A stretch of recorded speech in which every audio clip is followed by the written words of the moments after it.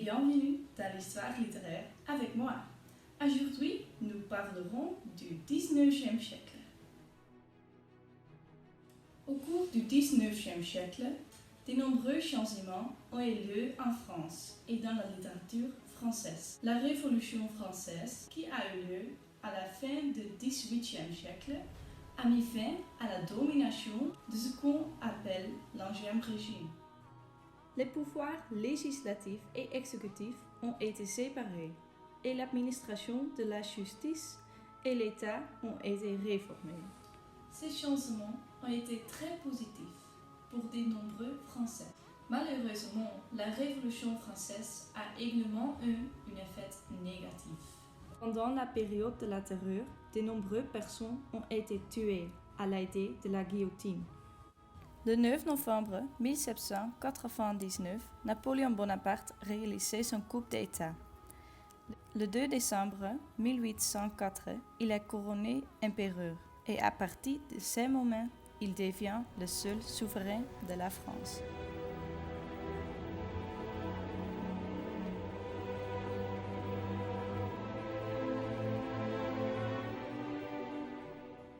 De nombreuses libertés disparaissant, également dans la littérature.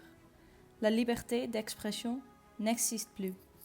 Toute la littérature du 19e siècle est influencée par le régime strict de Napoléon et de ses successeurs. Maintenant que nous connaissons l'histoire de cette époque, nous allons parler des mouvements littéraires. La première partie du 19e siècle est appelée pré-romantisme. L'homme se sent hors de propos dans le temps où il vit.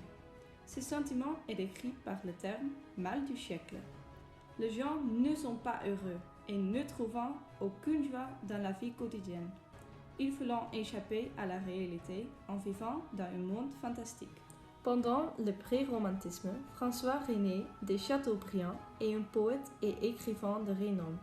Un exemple d'une œuvre de lui est Le génie du christianisme. Dans ce livre, il défend la foi, le christianisme, contre le rationnel des philosophes. Le livre est un grand succès, en raison de l'émergence de l'attention au fantasme et à la foi pendant la pré-romance.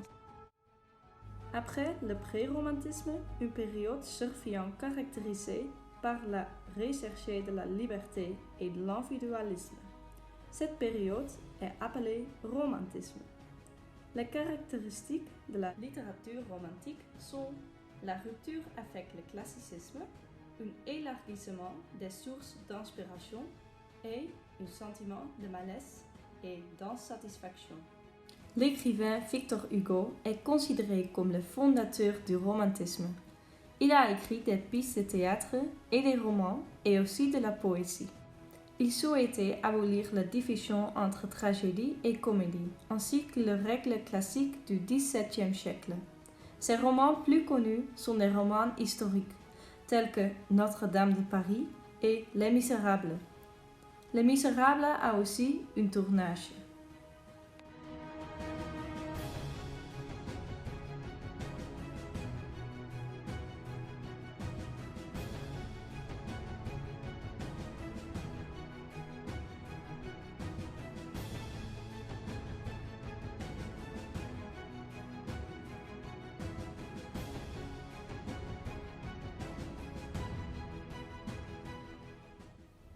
Après le romantisme, le réalisme a été créé vers 1850 en réponse au romantisme.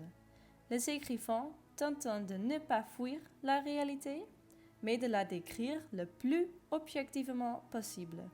Le terme naturalisme a été invité par l'écrivain Émile Zola. Un roman bien connu de lui est Germinal. Il montre clairement et honnêtement la différence entre les riches et les pauvres. Un autre écrivain du réalisme est Gustave Flaubert. Il a écrit le roman Madame Bovary. L'histoire parle de la femme d'un médecin de campagne. Le roman était très progressiste et a reçu beaucoup de critiques. Aujourd'hui, le roman est très célébré. À partir de 1870, le réalisme devient encore plus violent. On pense que la littérature peut être encore plus réaliste et brut. Ce réalisme violent est appelé naturalisme.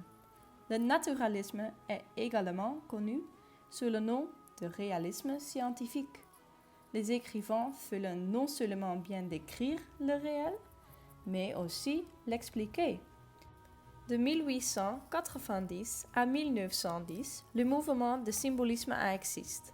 Ce mouvement est une réaction à l'ambiance scientifique du réalisme. Ce mouvement concerne principalement la poésie. Les poètes aiment beaucoup des rêves et des symboles. Ils créent une forme de faire musicale et harmonieuse, et ils sont inspirés par le mystérieux. Charles Baudelaire est le principal poète du symbolisme. Son œuvre la plus célébrée s'intitule Les Fleurs du Mal. Le thème de recueil des poèmes est principalement l'homme double. Il s'agit d'un homme qui est contraire au bien et au mal en lui-même. Le personnage tente d'échapper à la réalité par la poésie, l'amour, l'alcool, la drogue et enfin la mort. Au cours du XXe siècle, s'est passé beaucoup plus en France. La chance de littérature est aussi énormément.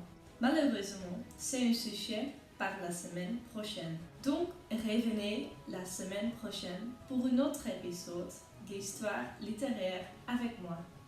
Bonjour et au revoir.